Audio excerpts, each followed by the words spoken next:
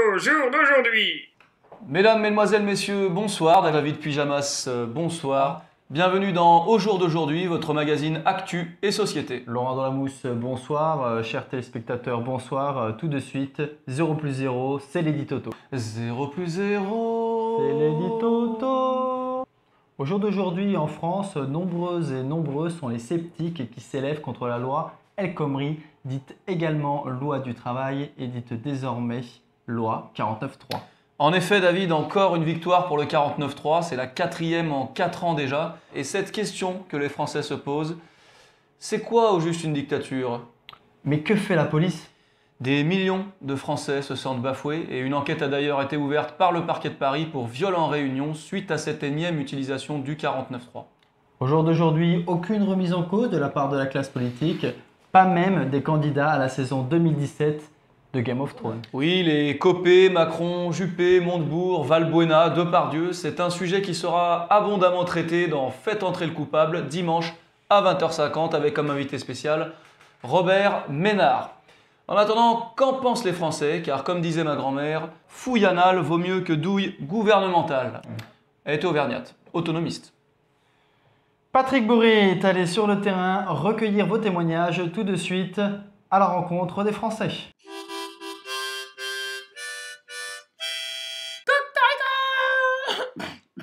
Allez, QSG, allez. Amis de l'ANI, au pastis originel. Au pastis. Voilà, c'est notre de service qu'on a tous reçu. Il est clairement écrit qu'on ne prescrit plus d'arrêt maladie tant que le patient n'a pas 49,3 de fièvre. Surprise! Oh, c'est pas mon anniversaire. Bah si, t'as 49,3 ans! Ah bah oui, je suis con. 49,3 Là, hier. mon gars. Bien. Ah chaud, là fais pas le fou, tu finis en 100. Tu peux pas, test, on vient du 49,3, 100.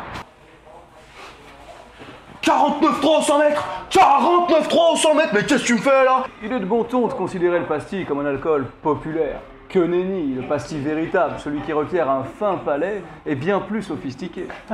Son taux d'alcool doit être parfait, avec un titre d'alcoométrie volumique de 49,3.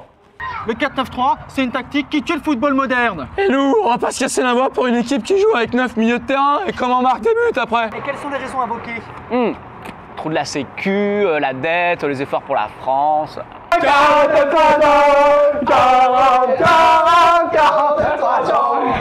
Message, il est clair, la famille, on est hal. Le gouvernement, il n'a pas le monopole du 49,3, si. Il n'est pas monopolique, le gouvernement. Aïe! Qu'est-ce que tu me fais? Tu t'es entraîné dans une dictature africaine ou quoi là? Allez, 20 bornes, 20 bornes! Oh, c'est mort pour les jeux là. Comprenez-moi bien, le problème, c'est pas le 49,3 en soi. Le problème, c'est qu'au-delà de 42 degrés de fièvre chez l'adulte, il y a un risque de décès. On joue avec le corps humain, là. Jean-Eudes, connaissez-vous cette expression idiomatique égyptienne qui dit que la vie, c'est comme un concombre, soit on l'a dans la main, soit on l'a dans la nuque.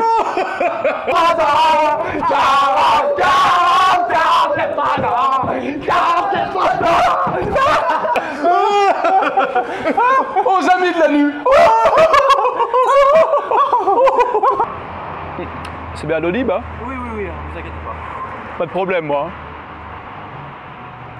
Ici c'est le Qatar! Ici c'est le Qatar! Ici, c'est le Qatar. Ici, c'est le Qatar.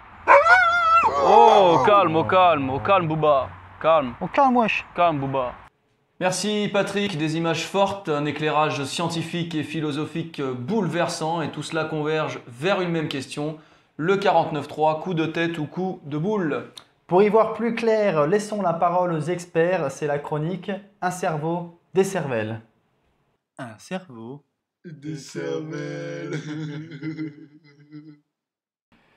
Au jour d'aujourd'hui, nous accueillons sur le plateau deux experts de marque, Ah, ils sont sponsorisés?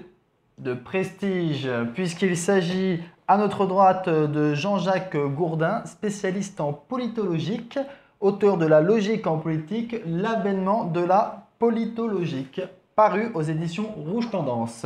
Et à votre droite, Jean-Michel Aplati, consultant en préparation technico-tactique, auteur du fameux best-seller La politique politicienne, Un siècle de zatannerie dans l'hémicycle, paru aux éditions du Point Levé. D'après votre travaux, Jean-Michel Aplathy, le gouvernement aurait fait ce que vous appelez une zizou. Absolument, c'est un véritable coup de boule politique auquel nous assistons, avec lequel ce gouvernement essaie de plier le match parlementaire de cette loi travail.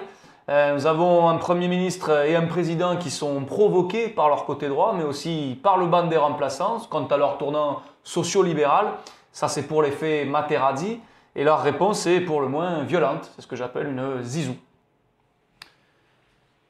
Jean-Jacques Gourdin, vous y voyez de la cohérence par rapport à la ligne politique du gouvernement depuis 4 ans? Tout à fait. Plus que de la cohérence, j'y vois de la logique, et même de la politologique. D'un côté, le candidat Hollande élu grâce aux voix de gauche qui ont cru ou voulu croire à sa croisade contre les inégalités. De l'autre côté, le président Hollande qui, une fois élu, a fait une politique de droite. Résultat, les électeurs de droite sont frustrés, les électeurs de gauche sont énervés. Pour calmer tout le monde, le gouvernement présente la loi travail, se met tout le monde à dos et est obligé de passer en force. C'est QFD. Merci Jean-Jacques Gourdin, merci Jean-Michel Aplathy, merci à vous Laurent Delamousse. Merci David Pyjamas et merci à vous tous qui nous avez suivis. Sans autre forme de procès, le changement, c'est maintenant. À bientôt.